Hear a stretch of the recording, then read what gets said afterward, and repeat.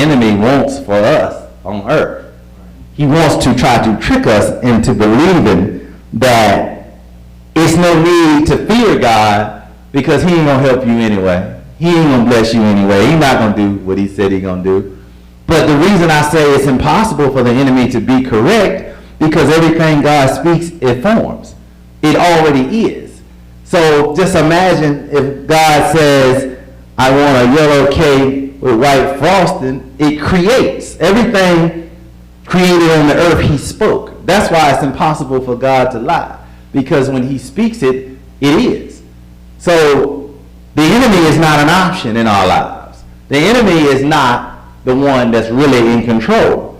Knowing that all you have to do really is love God and to fear him, and to know that that sin can be removed. That's something else I learned from Donnie Cook.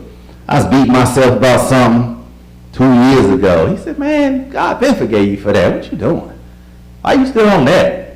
Move on to something else. The enemy can keep us trapped into thinking God hasn't removed it. It's in the sea of forgetfulness. Only thing the enemy got is to make us think that it's not. To make us think that God's still talking about it, pondering on it. He ain't. We do that. We should not. One of the questions is, what role should guilt or shame play in the life of someone whose sins are so far removed? That's a good question. What role should guilt play in your life? But it does. It does. Sometimes. It's not a prerequisite to be forgiven. You already forgiven. Bless the Lord. The lesson started with bless the Lord, all my soul. Give him all you got. Give it to him. If you really give it to him, there is no guilt and shame. If you bless him and then you giving it to him, he gonna take it. The only way of guilt and shame, thank you God, I ain't thinking about that, is if you half-heartedly blessed him. You ain't really give it to him. You went through the form of fashion, the ritual, and you ain't really give it to him for real, because if you did it, there is no guilt. There is no shame. It's far removed. It's not a part of you anymore. 13 says, I love it, as a father has compassion on his children, so the Lord has compassion on those who fear him. Why is it important to fear God?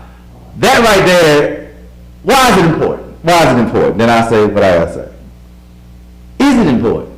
Absolutely. Why? I mean, there's so many reasons. Mainly because he's God.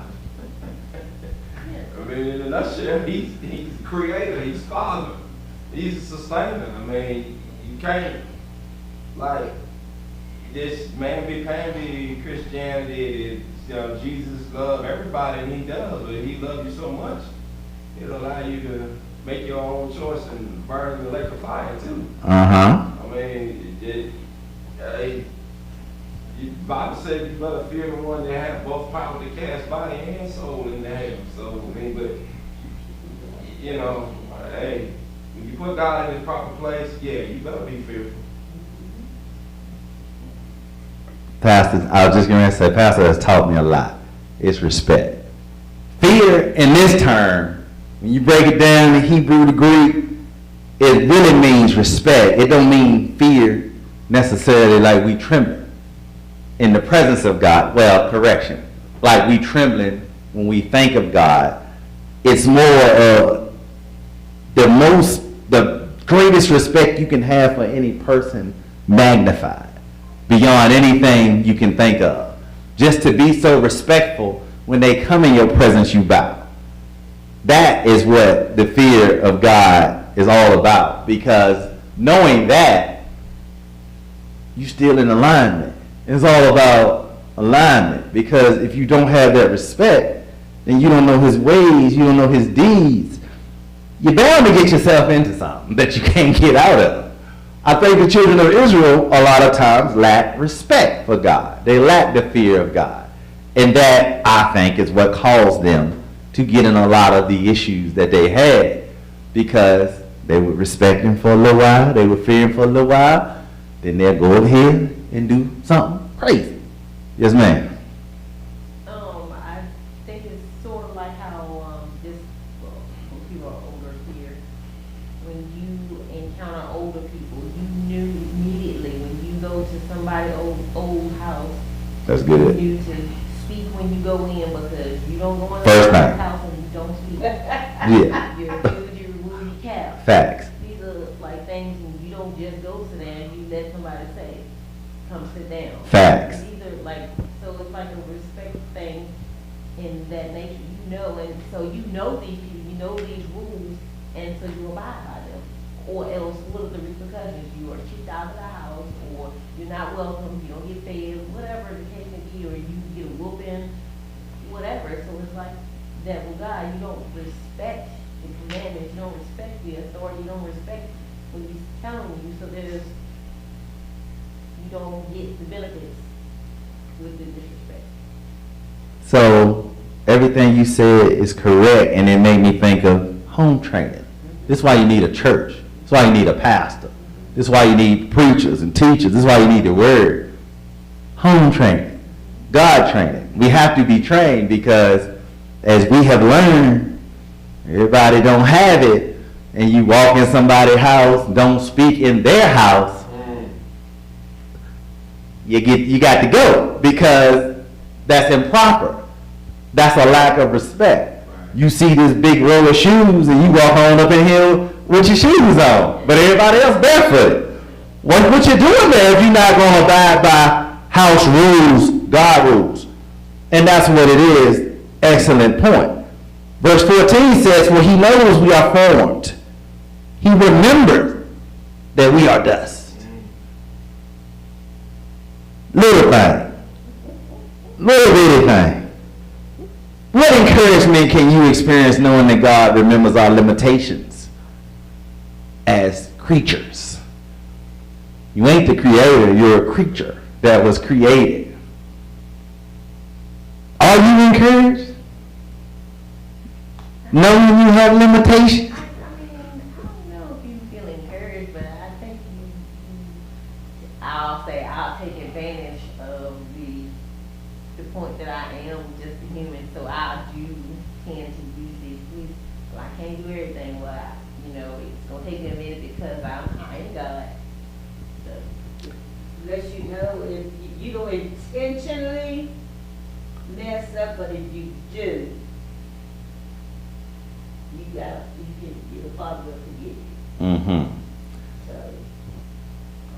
So, So I remember, I don't know what it is today, Pastor, but Pastor went out there and got that dirt and that cup yeah, and brought it in and preached about it.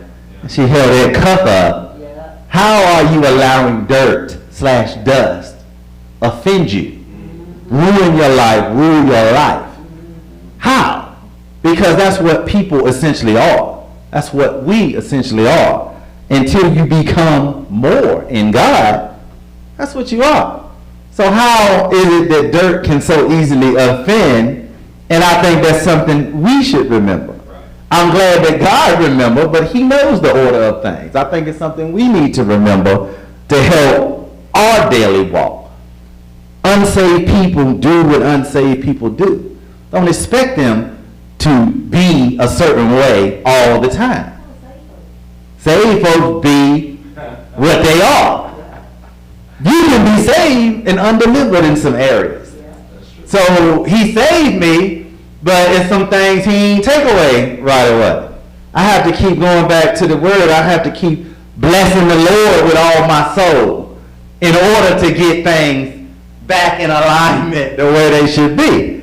I believe this is the crux of the lesson. Regardless of what you're going through in life, knowing that God is really, really actually in control of that thing, in control of your life. There is no oppression, no depression. That's too great for God. But when you, in fact, bless him with everything that you got, it actually frees you up to be the best version that he intended for you to be. Any questions? But I kept kept my dirt in the house for a long, long time. That was a dope message, Mom. Yeah, and I used it. And that was years ago. I used to use it with Jessica. Every time she comes to the house, lying about people on her job and stuff. And I used to show it to her a long time. And now, even now, when she working and she talking about, she don't, Jessica, I got to give it to her, she don't calm down a whole lot. Like you said, she's not perfect, but she don't calm She's down. matured. She don't calm down a whole lot when it comes to dealing with people on her job and stuff. Yet and still she get, but she don't, yeah. So, you live and learn. Well, like Karen said, house rules, knowing the house rules, having a pastor, a teacher, somebody that can pour into you. That was a sermon 10 years ago, but it was impactful because it's so true. Right. The truth is impactful. Right. So when you add it all together, bless the Lord with everything you got and keep people in the perspective that they just dust. It's just dirt. If there are no questions, this concludes our Sunday school. Any questions? All right, thank you for your participation. This concludes our Sunday school. We're going to prepare for morning worship. Thank you.